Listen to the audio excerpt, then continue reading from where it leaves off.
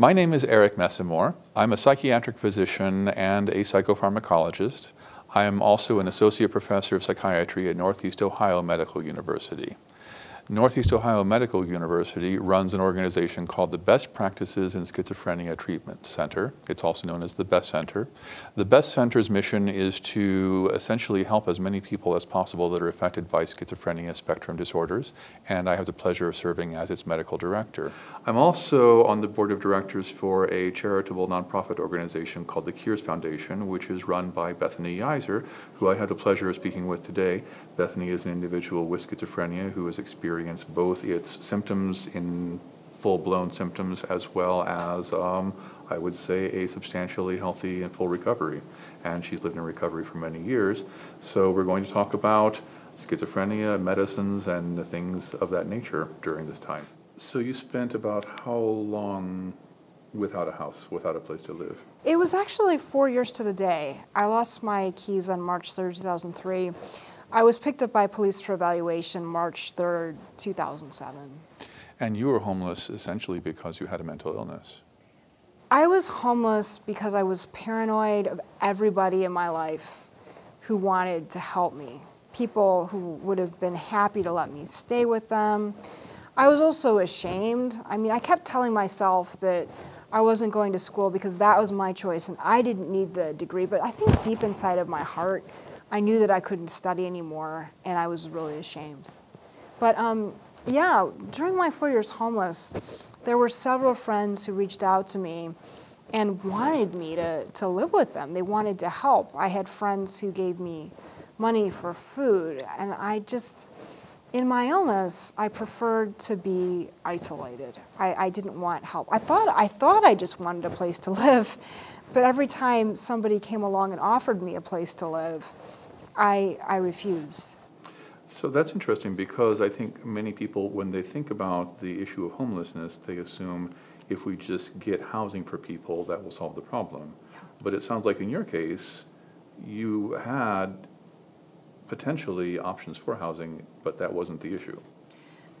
I was at USC and I met a young man who had studied computer science. And he decided to contact some of his friends who were in New Mexico. And he knew this family really well. And he said, why don't you fly to New Mexico and you can just stay with them indefinitely.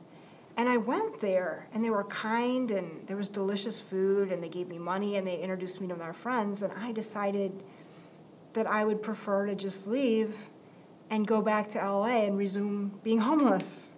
I think people would have some difficulty understanding that. So to rephrase, you had been homeless, you were invited out and essentially offered a place to live with kind, helpful people, and then you chose to go back to living as a homeless person in LA.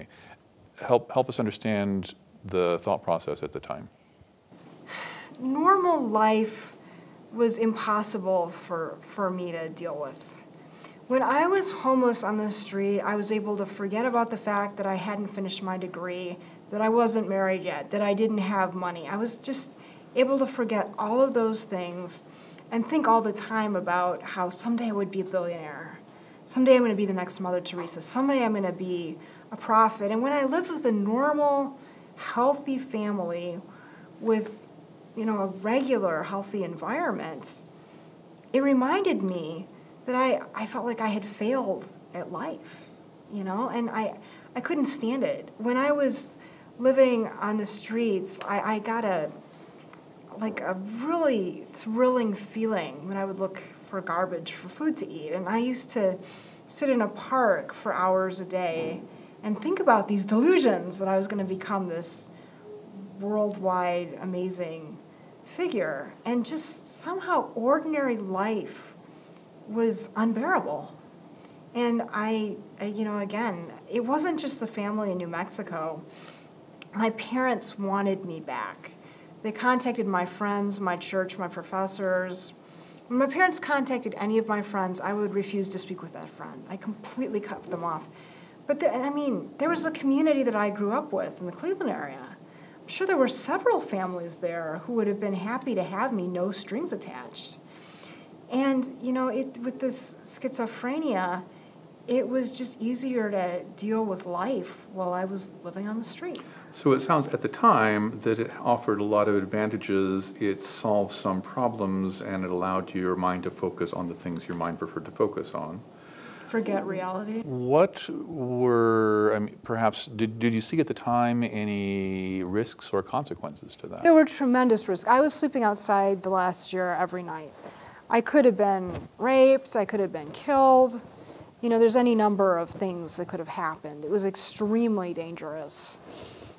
And when I was taken to the hospital for the first time, one of the reasons that the doctors wanted to commit me was they were looking at my life on the streets, and they were really afraid that I could be killed. And in my schizophrenia, I was completely unaware that I was in tremendous danger.